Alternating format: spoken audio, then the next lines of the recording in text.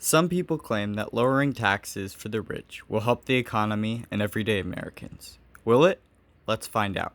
On December 22nd, 2017, President Donald Trump signed the Tax Cuts and Jobs Act, which significantly lowered income and corporate tax rates. The act's purpose, among other things, was to lower taxes, which in turn would create jobs and boost the economy. When commenting on the bill, Steve Mnuchin, I got a new one. Sorry. Steve Mnuchin, the Secretary of the Treasury, said that the bill would more than pay for itself in tax revenue. It would, quote, cut down the debt by $1 trillion. This must be what America needs. Tax cuts that go to the wealthy and big corporations.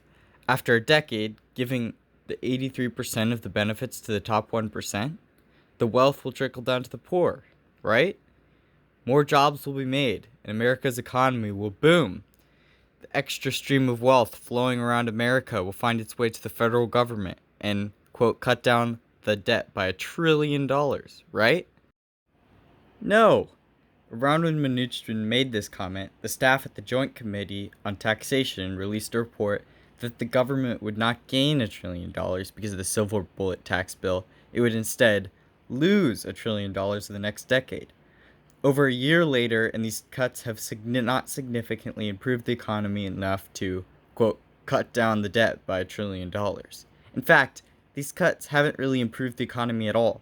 Unemployment was virtually unaffected, and wage growth is down after the bill went into effect. Instead of fulfilling the far-fetched economic claims of most Republican lawmakers, this bill has been a government handout to the rich and large corporations.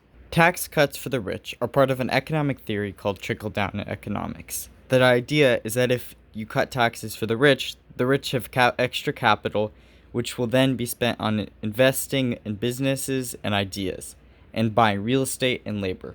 All this spending will spur the economy by creating new jobs to make the real estate and maintain it.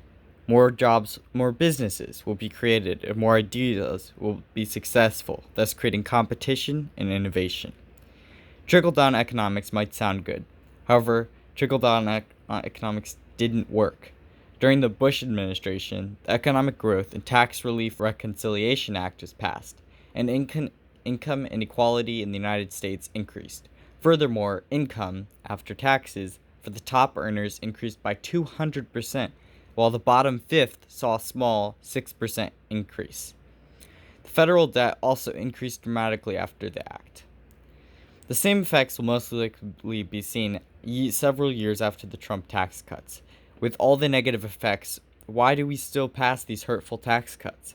Why does this economic theory keep trickling into American politics? Tax cuts have a negative effect on the United States debt, inequality, without providing the needed economic growth to justify them.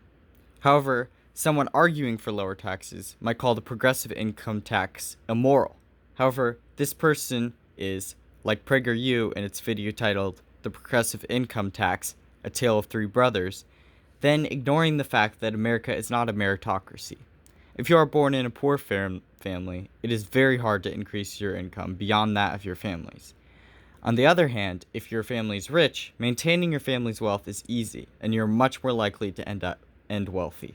Bringing new meaning to the phrase, the rich get richer.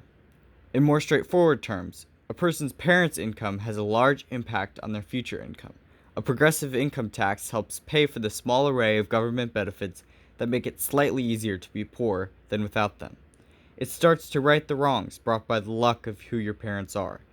So it is therefore more immoral to oppose taxation and allow the government to go into debt or cut important social programs that support low-income Americans than to support a progressive income tax. And if you still believe a high progressive income tax is immoral, because the people who benefit from it don't work hard and are just those damn lazy poor people, I pose this question to you. Do 45,000 people deserve to die because they lack health insurance? Does anyone deserve to starve to death?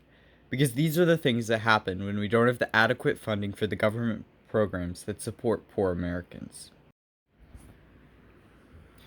In conclusion, tax cuts benefit the wealthy and increase income inequality. They explode the federal debt and don't significantly help the economy. And the only way to truly support important government benefits and fight the federal debt is a progressive income tax. Thanks for watching. What do you think about taxes? Leave your respectful opinion in the comments. Liking the video and subscribing would also be much appreciated.